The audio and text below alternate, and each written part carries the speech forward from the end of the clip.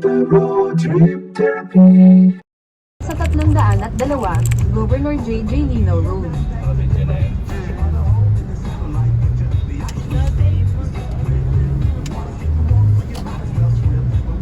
Ika-overpass na pala dito. Pagkaraan ng 4.3 kilometro. Hindi tayo dumadaan. Kumaliwa sa Mount Samat Road. Ayun no, yung may cruise na yun no.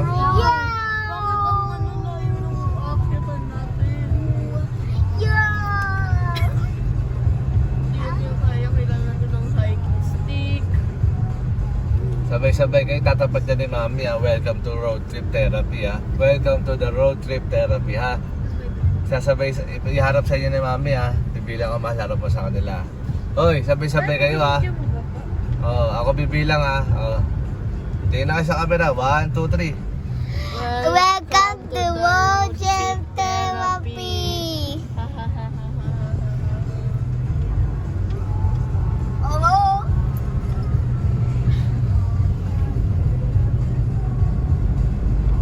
Tapat mo nga to sa cruise.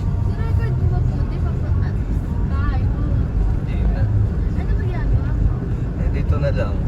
Ayun, sakit. Oo na. Yung hagla. Ay, lilo. Ikaw si Shano. Hindi na ano ko yung kamay ko kasi Okay na. sa video ya ano ko yan. Oh, wait. Parang maganda yung video.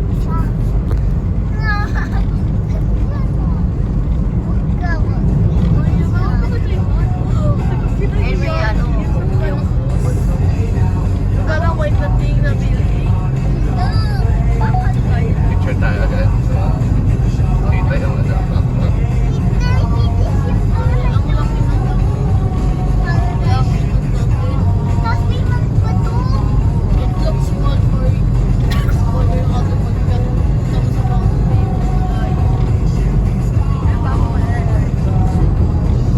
Mamaya magpapatay si Mike Ulo. Dapat masasip. Ayun eh. Ayun, ulit. Nakakit na tayo. Pinakain sa exit. Sabi mo rin.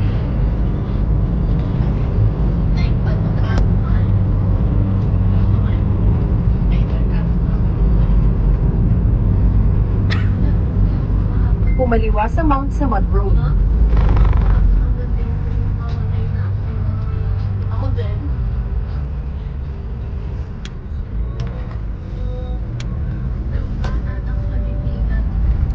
Kailangan. Kapag ano, kapag hindi sinunod yung rule, ano kunyari, ako, hindi nag-diet, and then,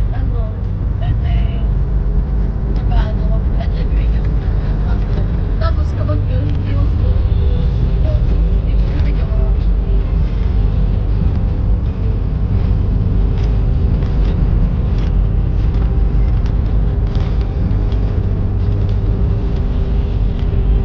Laki na ka. Hindi mo kinakain. Pagkaraan ng 5.9 kilometro. Kumanan sa dambana ng Kagitinan.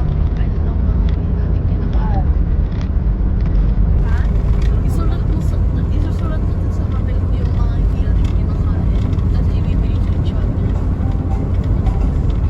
Titimayin na naman lang. Ay, dahil di ba? Wala ko sa car.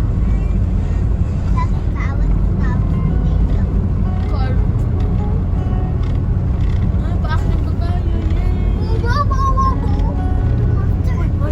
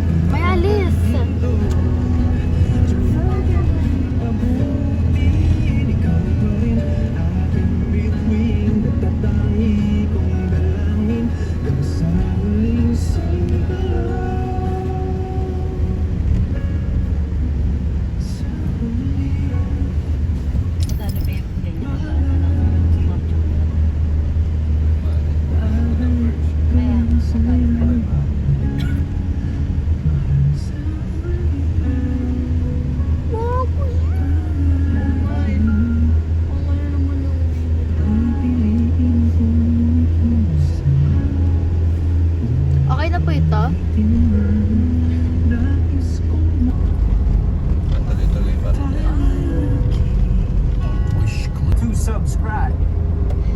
Picture ng Pilipinas.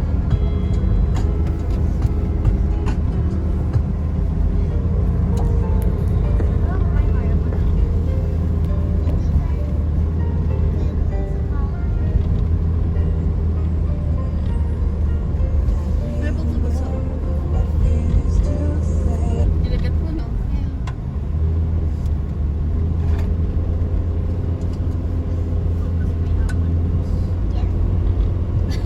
Apple sauce or apple juice? Ang daan na to pang Mount Samat na wala nang ibang pupuntahan.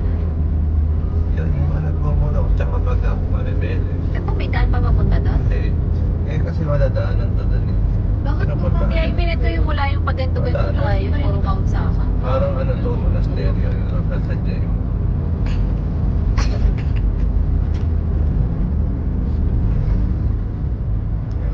lagi tayo nagpapadaan pero hindi pa natin ito napupuntahan.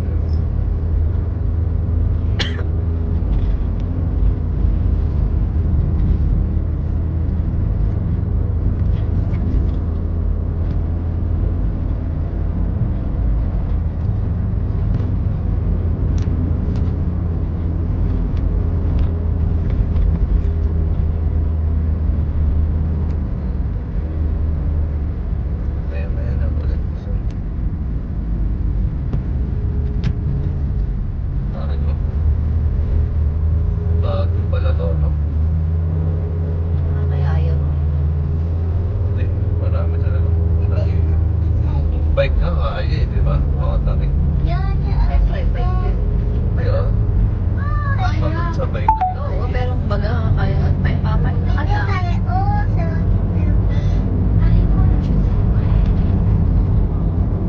Hindi, mga 5 minutes na siguro. Magal pa niya.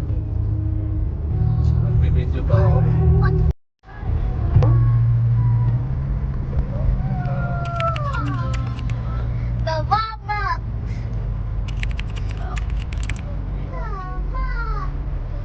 Saan tayo mag-park? Hindi pwede sa loob. Eh, baka maraming, hindi eh, baka layo pa ng lalakarin. Malayo na talaga. Pero tayo sa Kahit loob. naman mamaya, Nakakakuha naman tayo. ang layo pa rin ang lalakarin natin. Okay lang yan. At least nandiyan na tayo sa loob. Ayan tayo. Ayun na, kaya hindi tayo magpapasok. Ano pa?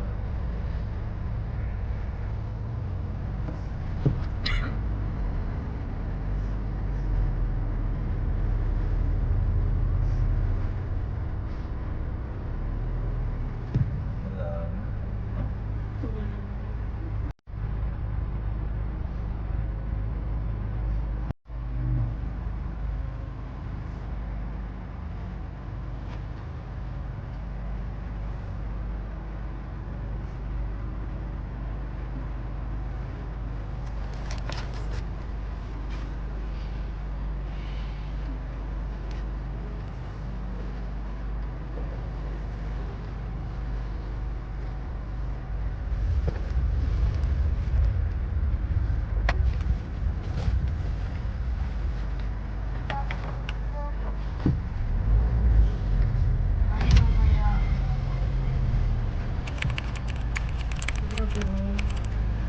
Ano po?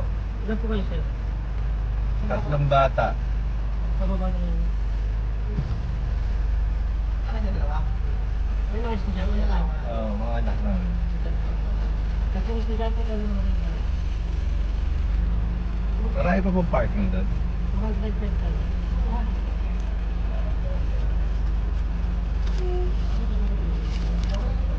Magkano per head? 50 plus 1450. Pati bata, 50-50 sila. 20 lang yan. Ah, okay.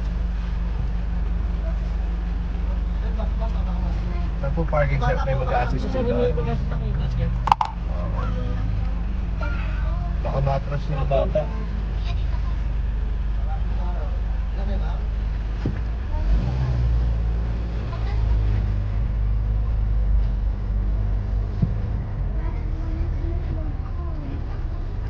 Kumanan sa dambana ng Nagitilan. Tungo ang mas lalong PNP. Akala po ng general ang kanilang pagsuko, kapayapaan na. Mas malaging po ang kanilang sinapit dahil sa Bataan Death March. Dahil po sa Bataan Death March, pinaglakad po ito ng 120 kilometers sa ilalim pa ng init ng araw. Kaya namatay po mga sundalong Pilipino doon, 25,000. 6,000 naman po sa mga Amerikano. Diyan po naging bayani si Jose Pallanes Escoda. Kilala niyo po ba ito? Yung nasa 1,000 pesos. Siya po ang isa sa, yung 3 tao po sa 1,000 pesos, mga bayani ito ng World War II. Si Jose Pallanes Escoda po ang nagbigay ng pagkain, tubig, gamot sa mga nagmarcha para lang merong makasurvive. Biruin niyo po, may nakarating ng Kapas Tarlac, 54,000 ang nakasurvive yun nang dahil kay Jose Pallanes Escoda. Ang pinaglakad po kasi ng mga Japanese noon ay 78,000. Nang dahil kay Escoda, nakasurvive po ang 54,000. Pero pinahuli po ito ng mga Hapones at pinapugutan ng ulo. Founder po ito ng Girl Scout. Tama po kayo, ma'am. Dahil si Jose Pallanes Escoda po ang DSWD worker ng Estados Unidos. Siya po kasi ang nakapagtrabaho sa Red Cross at nakapag-training ng Girl Scout.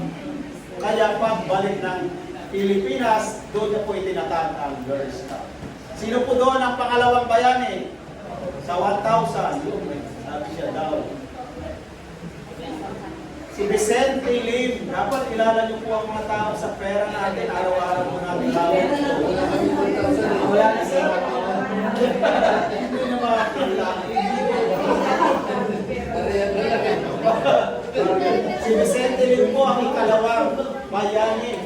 Siya po kasi ang nag-command ng 41st Infantry Division dito sa Bataan. Si Lim po ang nagpatagal ng laban dito sa Bataan. Ilang araw po ang naging labanan dito. Kaya masasabi lang po, 92 days. Kaya matapang po kasing sinabi ni Masaharu Homa, ang high command ng mga Japanese, sa loob lang ng 50 araw ay sasakupin ko ang buong Pilipinas. Wow, ang tapang niyang sinabi. Nabigo po ito. Dahil dito lang sa Bataan, 92 days na, ano pa kaya ang buong Pilipinas? Nang dahil po kay Vicente Lim. Kaya pinahuli ito at pinapugutan din ng ulo. Pero founder din po ito ng yan, yung mga nag-aaral. Boy Scout, tama kayo, sir. Ula lang ata, sir. Ula lang, sir. Si Helen po kasi ang kauna-unahang, kauna-unahang Pilipino na nagtapos ng PhD sa West Point. Kaya pagbalik po ng Pilipinas, doon niya po itinatag ang Boy Scout. Ang pangatlo po doon si Jose Abad Santos. Si Jose Abad Santos po ang ikalimang Chief of Justice sa pamumuno ng ating Republika ng Pangulo ng Pilipinas na sa 20 pesos, kilala niyo po na.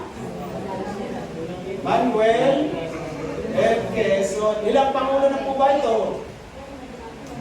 Hindi mga kilala. Pangalawa po, yan, naupo po si Manuel M. Quezon ng 1935 hanggang 1944. Kaya siya po ang nakasakop ng digmaang ikalawa.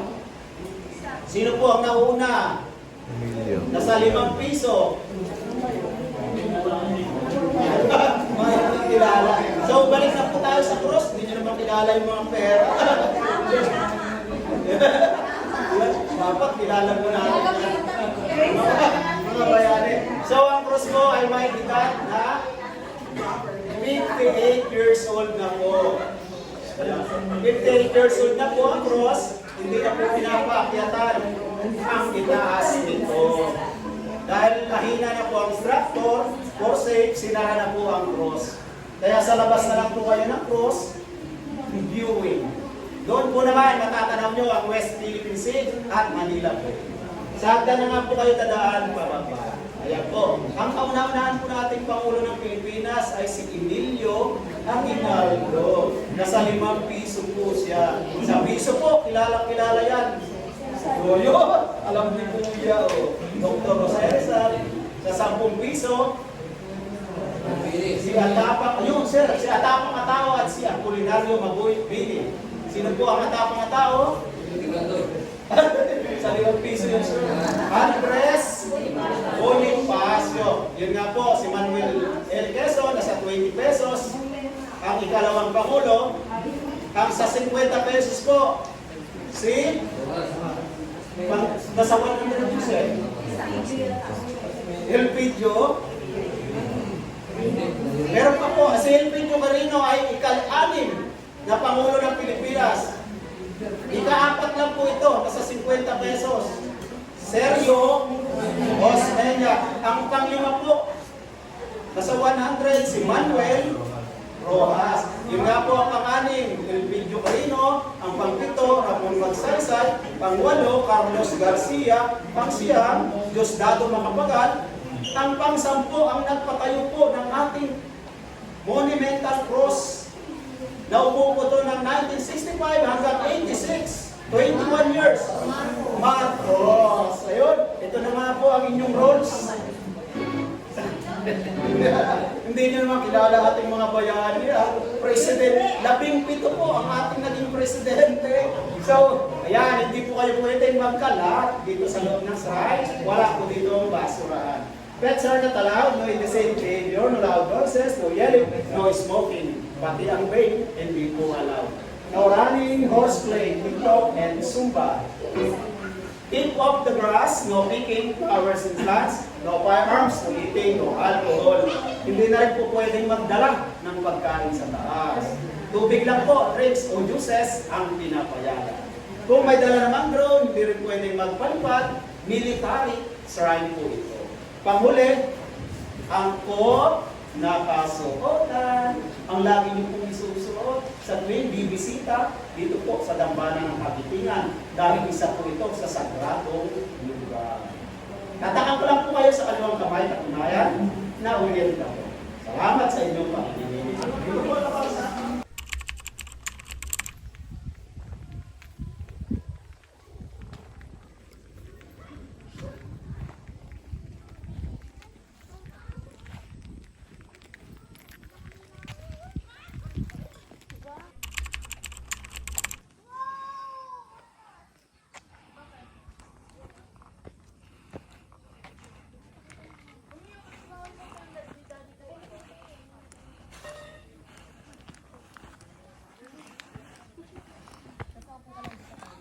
May tissue dyan sa ano.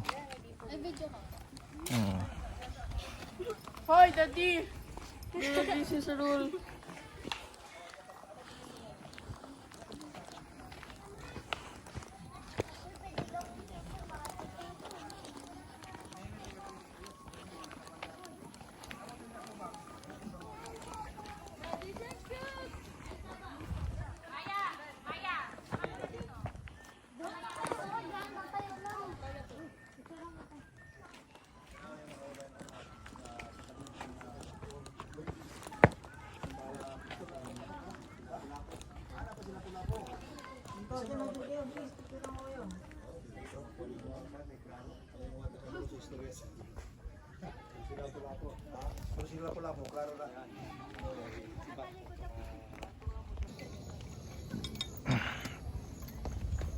Ano tingin mo? Maliit? Amin ay payong humawak kayo dyan sa bakal. Hindi po. Mimi mo. Ano Okay sa pa bakal. dito, Maya?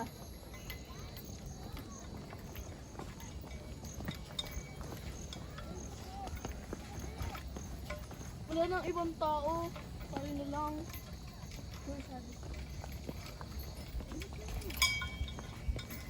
Mimi.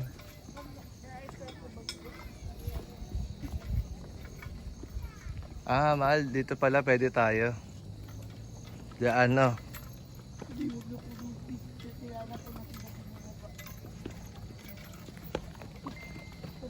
Dahil doon sa baba na lang siguro. Para kita yung cruise.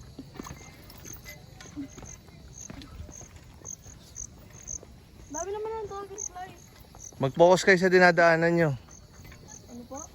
Diyan kayo, Jared, diyan ka mag-concentrate sa hagdan. Huwag sa kung saan saan. Ganda ng view, oh.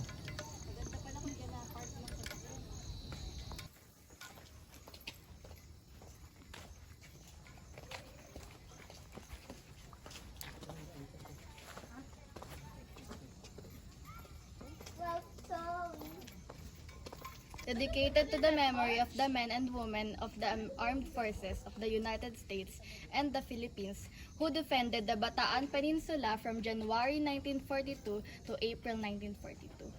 The American and Filipino people will never forget their courage and sacrifice. Dedicated April 9, 1998 by Lieutenant General Lieutenant General Edward D.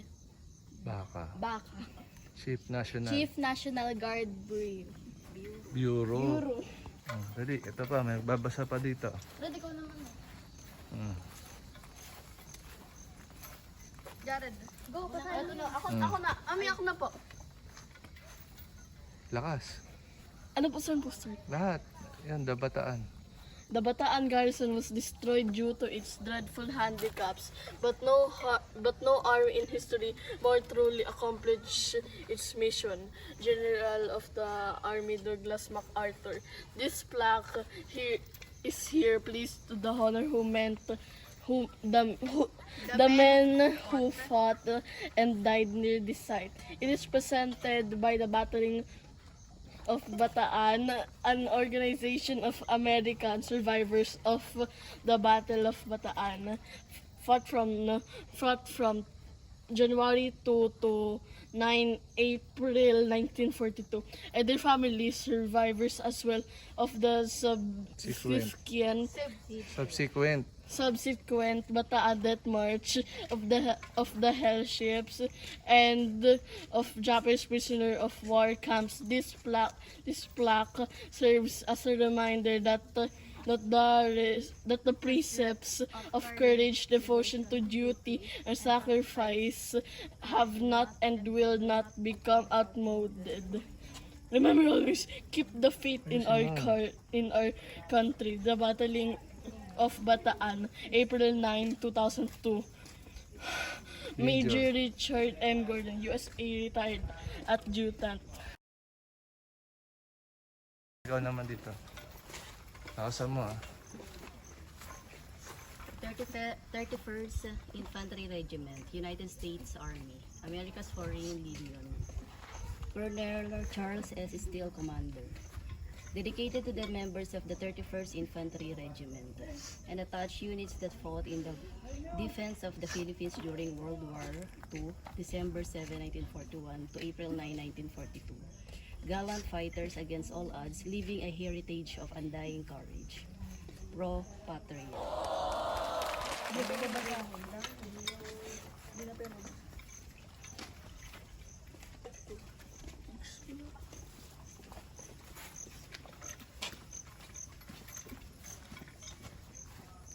Sino man dyan? Okay na yun. Masyado mahaba.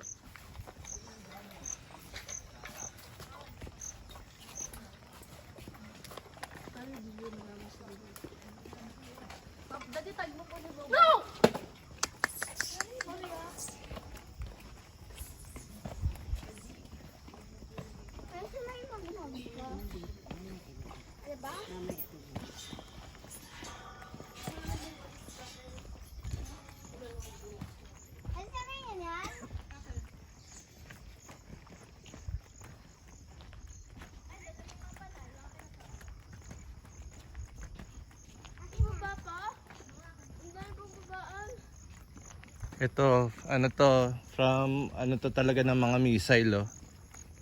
Mga, ano ng missile. Pad po ng mga missile.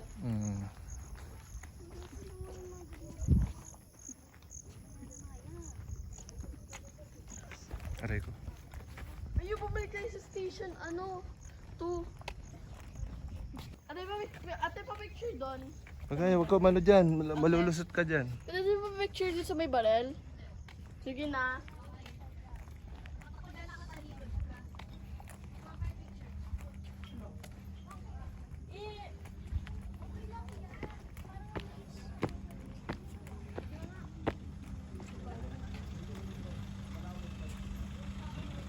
Dito tayo, oy.